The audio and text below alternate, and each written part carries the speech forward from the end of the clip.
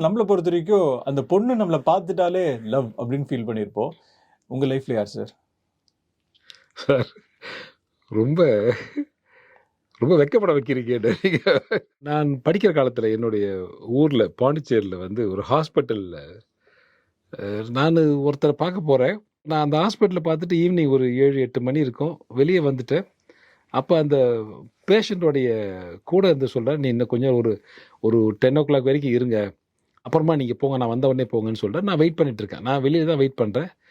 வெளிய வெயிட் பண்ணி இந்த ஹாஸ்பிட்டல் அப்படியே பார்த்துட்டு இருக்கேன். ஒரு மூடப்பட்ட ஒரு மூடி இருக்க ஒரு விண்டோ ஒரு கண்ணாடி மட்டும் தெரியுது.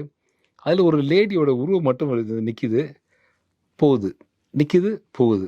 நிக்குது, போகுது. அப்படி போகும்போது அந்த உருவம் வந்து என்ன தான் பார்க்குது அப்படின்னு நான் நினைச்சிட்டு இருக்கேன். எப்படா அந்த கண்ணாடி திறக்குன்னு வெயிட் பண்ணிட்டு இருக்கேன் சார் நான்.